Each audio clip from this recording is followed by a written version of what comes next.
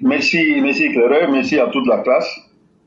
Et nous sommes là encore pour dire notre part.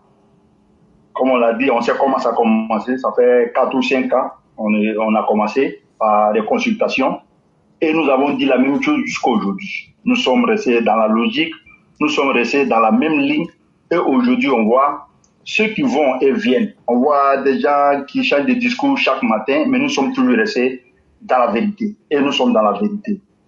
On l'a dit, le mensonge a plusieurs chemins, mais la vérité n'a qu'un seul chemin et nous sommes dans la vérité. Merci à toi pour suivre cette ligne.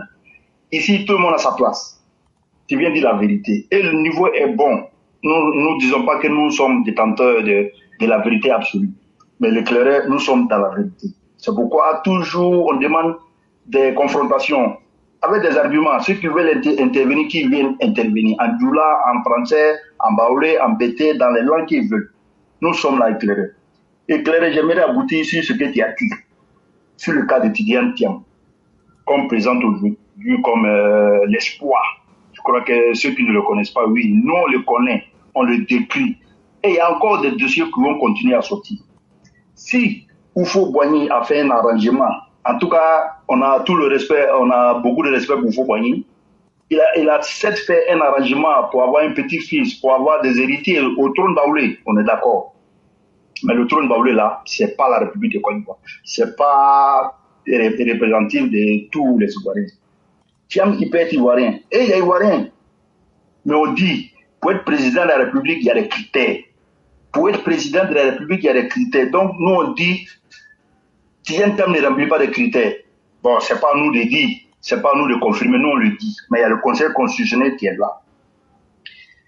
Simplement, les enfants qui sont nés jusqu'à 2007, comme je l'ai dit, on ne le connaît pas. Tidiane Thiam est sorti de la Côte d'Ivoire après le coup d'État de 99.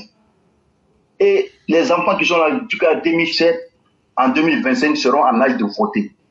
Tout ce que nous demandons là, qu'est-ce qu'il a fait? Où était-il? Qu'est-ce qu'il a apporté à la Côte d'Ivoire durant toutes ces années-là, des bons comme des mauvais, sur le règne calamiteux de Laurent Gbagbo, sur l'appel de Daoukro, comme lui-même s'est dit du PDCI. On sait que le PDCI a soutenu le RDR pour être au pouvoir. Il était où durant toutes ces années-là? Durant toutes ces années calamiteuses de Laurent Gbagbo, durant toutes ces années, en tout cas d'acharnement, de travail, de restructuration du président Alassane Ouattara, où il était où? C'est tout ce qu'on demande. On demande qui se présente, qu'est-ce qu'il a apporté, quelle maison il a pu construire à Abidjan, et puisqu'on sait qui partait au Sénégal. Donc, éclaireur, il ne faut pas un matin, on vient nous mettre quelqu'un à la tête, et puis voilà, on dit non, c'est lui. Et puis, on dit non, avançons. Nous, on veut simplement savoir qui il est. On veut qui se présente. Éclaireur, pour aboutir à cette opposition, on l'a toujours dit, cette opposition aujourd'hui qui a toujours monté sa face. Et puis, d'abord, c'est des bonnes guerres. Quand, vous voyez aux États-Unis, vous-même, vous êtes là. Vous voyez aux États-Unis, c'est deux groupes, deux clans qui s'affrontent. On fait une élection, on n'a pas besoin du deuxième tour. D'abord, on économise en temps, on économise en économie, on économise en argent, on économise en conflit et en stress. C'est déjà bon que l'opposition se mette ensemble. Mais de quelle opposition s'agit-il? Si on doit se mettre ensemble, s'ils doivent se mettre ensemble pour chasser, en tout cas, c'est on le dit, leur seul programme, c'est de chasser Ouattara.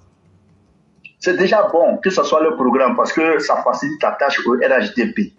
Quand aujourd'hui on a un RHDP qui envahit le terrain, qui fait des formations, qui forme sa jeunesse, qui forme ses militants, ses sympathisants, qui déroule son programme, qui assiste les Ivoiriens, aujourd'hui, qu'est-ce que cette opposition-là apporte aux Ivoiriens? C'est ça la vraie question. Donc, quand on fait tout ça, quand le RHDP, après tous ces efforts, quand vous regardez par exemple au nord, je vais vous citer quelques noms. Il y a Amadou Koulibaly, il y a, comment on dit, Lassina Ouattara, il y a Ibrahim Tiene Ibrahim. Tu vas à l'ouest, il y a Anne Oloto, il y a Mabri Touakej, il y a Albert Flendé, il y a le Konaté Siriki. Tu vas à l'est, il y a les, comment on dit, Adjoumani. Tu vas au sud, il y a le Begré Mambé, il y a le Patrick Hachi. Le RSDP a cadré le terrain, est en train de mener des luttes, elle est en train d'appeler les citoyens à aller d'abord s'enrouler et surtout voter. Mais quand des gens passent leur temps à ne rien faire, à bavader, à critiquer tout.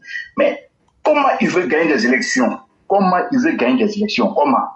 C'est pour ce que je dis, c'est déjà de bonnes guerres pour le RHDP qui a déjà compris que celui qui veut aller loin là, ménage ta monture. Ils n'ont rien préparé et ils veulent gagner. Ils ne préparent que la violence. Ils ne préparent que le désordre. Parce qu'on ne peut pas dire aujourd'hui, dans la situation que nous sommes là, que si Laurent Gbagbo n'est pas candidat, il n'aura pas d'élection. Et s'il n'y a pas d'élection, il va avoir quoi? Qu'est-ce qu'il va avoir? Ça, c'est la question que nous nous posons. S'il n'y a pas d'élection, qu'est-ce qu'il va avoir? Et on nous dit, c'est le gouvernement qui n'est même pas présent sur le terrain. S'il n'est pas candidat, s'il n'est pas sur la liste là, et il n'aura pas d'élection.